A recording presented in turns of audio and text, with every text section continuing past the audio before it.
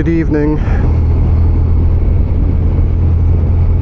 Hope you are doing well. I am coming home from work as usual because that's the only type of videos I seem to make nowadays. Popped on just for I say it every time I do this, I say I popped on for a few minutes and it's like 10 minutes long. Just want to say a couple of things. First of all, we were privileged, when I say we, I mean Gordon and I, were privileged to be on Teapot One's Brew Time podcast last Friday, which went live on YouTube today. It was an amazing experience. It was a really difficult podcast in terms of the subject matter because obviously there was a lot of talk about grief, bereavement and everything that goes with it, mental health issues, and there were questions from the clan members and from people that watch podcasts, and a lot of these questions were really difficult to answer as well. An awful lot of people out there have harrowing stories to tell, and it's scary biscuits, it really is. However, we did manage to fit in a few laughs during the 3 hour and 20 minute long podcast, so if you've not had a chance to have a look, pop over and have a nosy to Teapot One and have a look at his brew time. And it was certainly an eye-opener for Gordon and I, and massive thank you to Bruce for having us on. Hopefully going to be back on with PK soon for another catch up in the gab.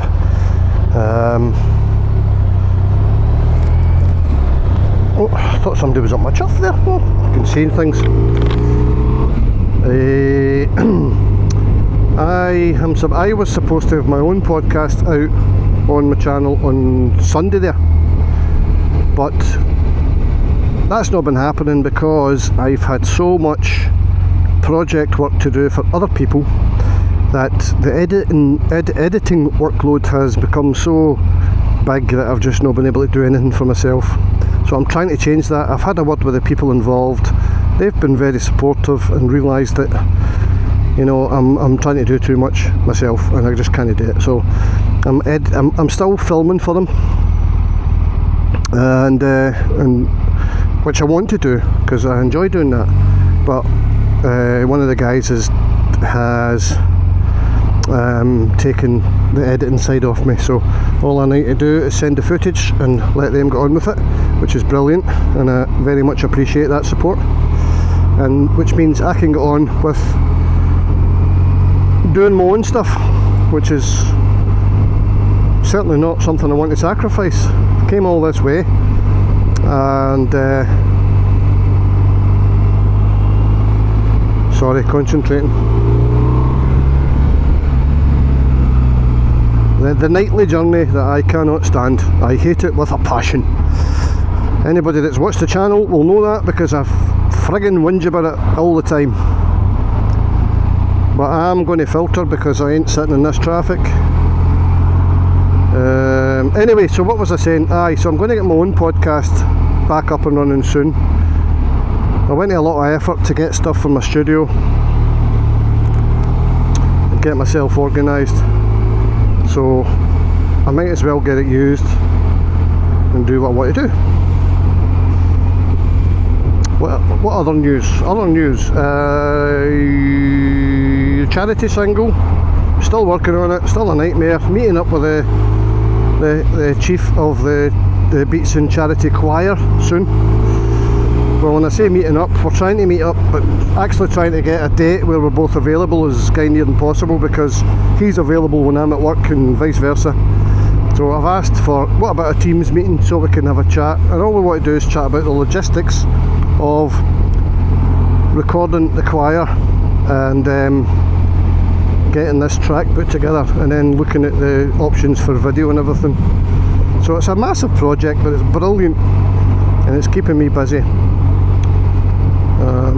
Gordon and I, next subject, Gordon and I have been talking about obviously doing a trip up to the Arctic Circle. Now it's something I'm particularly keen in doing because it's something that I talked about with Sarah, as you know.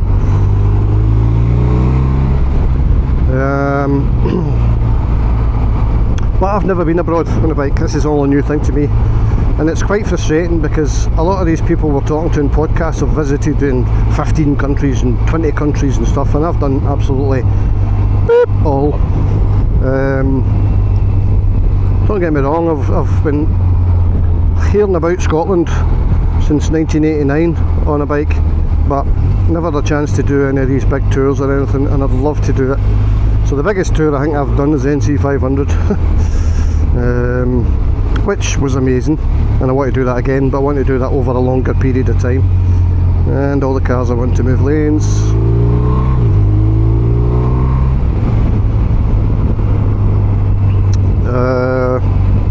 So anyway, in the spirit of doing this trip to the Arctic, and with me not having much experience in terms of riding abroad, Gordon suggested why don't we go on an organised tour first to get me used to it. He's done it. Gordon's been to, I don't know, 18 countries or something. I'm sure if you're watching this, Gordon, you'll correct that. So the plan now is we've paid deposits for one of Teapot One's tours, chicken strips. So we're going down the Pyrenees playground next June. So I'm really excited about that. That's going to be amazing. I've never done anything like this before, so as I said, very exciting. And it'll be on this bike. So I'm going to have to keep my bike in absolute tip-top tip-top shape. So my bike is due its MOT in May next year, 25th of May, which is perfect because that's just like 3 weeks before we'll be going away. So it'll go in for its MOT and it'll get serviced literally weeks before we go to the Pyrenees. It's going in next week, no, a week on Wednesday to get 2 new tyres, and I'm getting them to check all the bearings on the bike, just so that, I mean, it was serviced at Motorrad in May there, but I always like to get a winter check done, make sure all the bearings are good, everything's happy before I start riding this all winter. Check the levels, all that kind of shit. So that's getting done a week on Wednesday. Can't friggin' afford it, but it needs done. Sarah used to shout at me, "That's Sarah, you need that done, it's got to be done, you've got to find the money." So just got to get it done. I know about 360 quid for the 2 tyres fitted, plus whatever they're going to charge to check all the bearings and all that shit. So it'll be a bit of an expensive day, but I don't have a choice. It's pish, needs must. Right, what other news? Do I have any other news?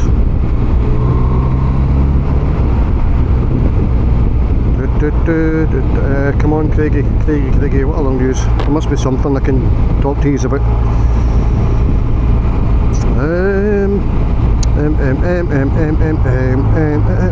Oh, also, my subscriber count has climbed a wee bit, and I think, well, I'm fairly sure it's probably down to Teapot One.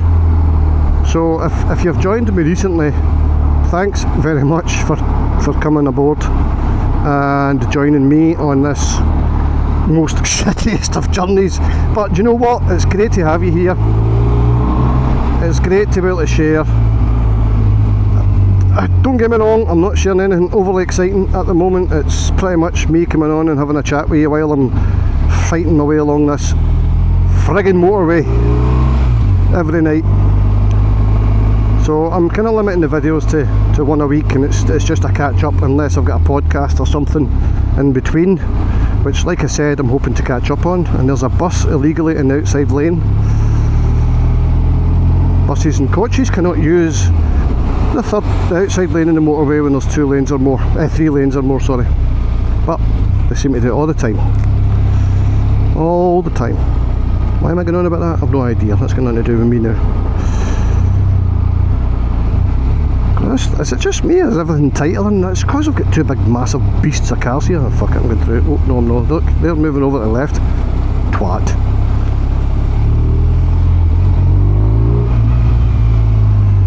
Twateth.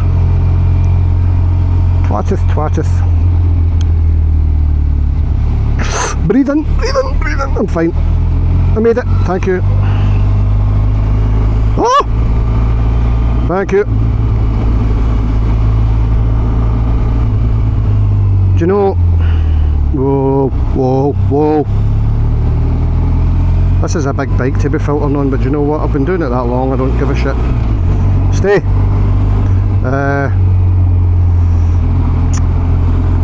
Aye, so everybody that's joined, you have no idea how much I appreciate you coming on board, and some of the comments have been amazing and supportive, and it's wonderful. Like we said in the podcast, this is such an amazing community, isn't it? Bikers are just fucking amazing. Forgive the language, I'm sorry. Bikers are amazing. Whoa, that was close. That was close. Aye, twat. Do you know, I looked in his mirror and I thought, oh, he's looking over there, he's going to move.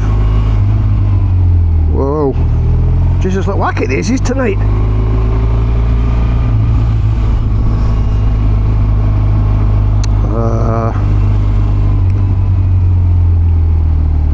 Come on, come on, come on. There's a big heavy 3 lines. What's that doing here? My wife would love that.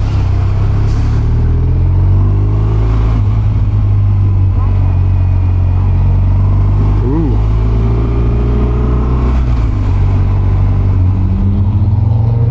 Oh. Noisy but slow. Thank you, Carls. Thank you, thank you.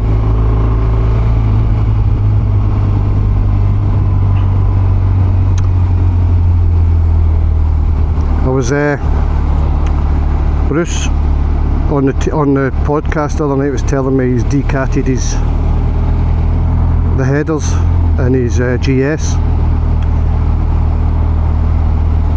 I did the same thing to this.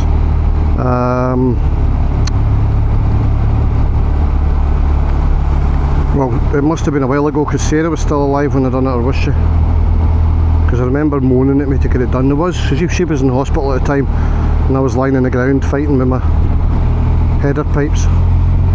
So I put a set of Black Widow headers on this. Still the standard end can, but listen to it, sounds fucking amazing.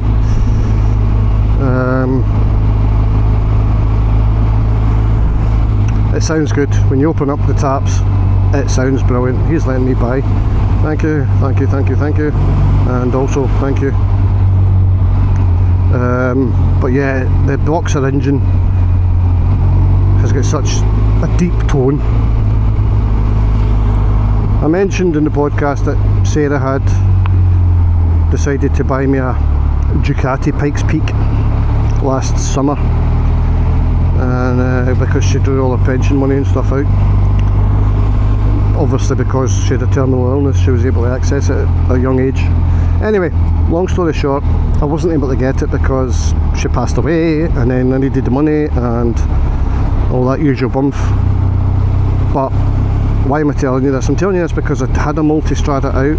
Now it's a, what is it? Is it a 1200 V4? And I thought the bike was great and it was fast, but it sounded really tinny. I mean, really tinny. This is beefy, really beefy and bassy. And could this car be any further over to the left?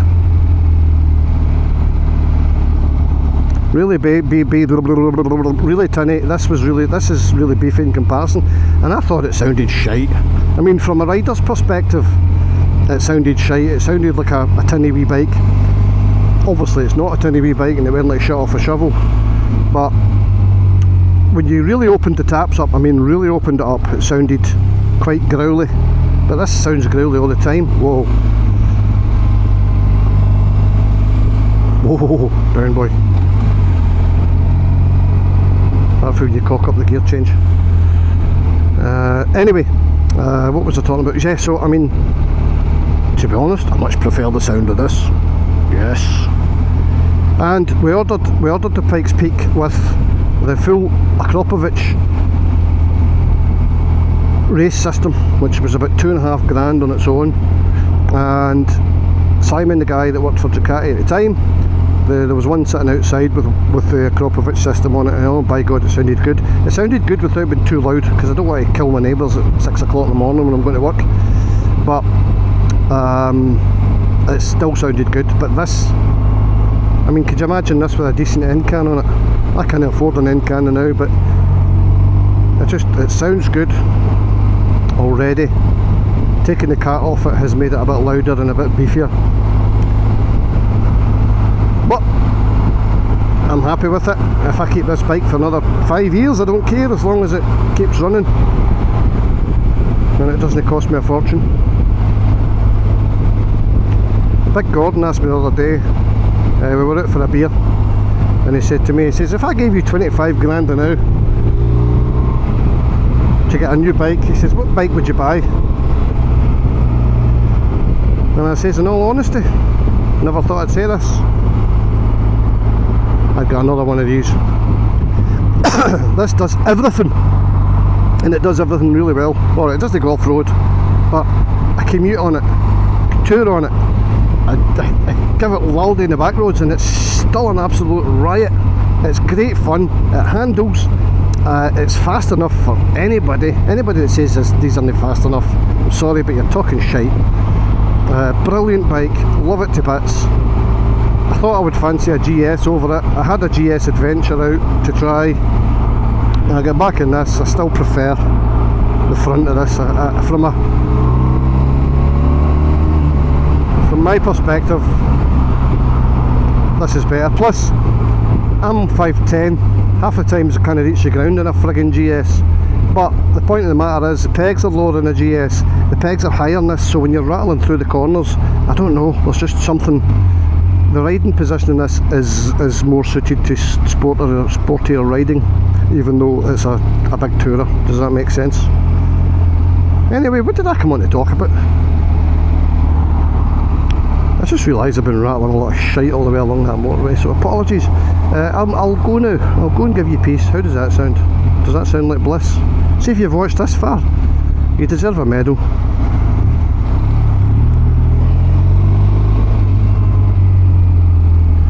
Oh. No, talking about GS's.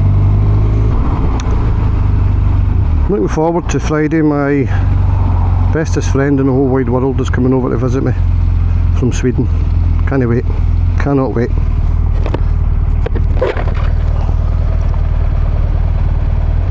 And she's coming over and staying for a few nights with me. Looking forward to it.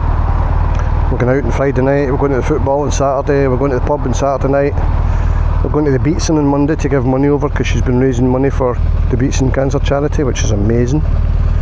So, fabulous. Actually looking forward to a weekend for the change. But never mind. Anyway, what day is this? Thursday? No, Wednesday. I'll probably speak to you in a week's time or so, unless something interesting crops up. I'm out tonight at the football. I'm out tomorrow night. I'm filming a wedding tomorrow night. Friday night I'm going out for a meal. I've got Charlotte up over from Sweden. Saturday we're busy. Sunday busy. Monday I'm at work. So guess what? My idea of getting a podcast out this Sunday isn't happening either.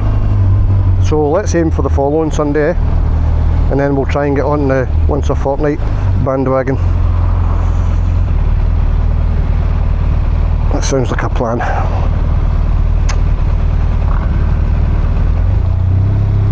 Right, I'm off. I'll catch you later. Have a good night, folks. Take it easy. Take care. Bye bye.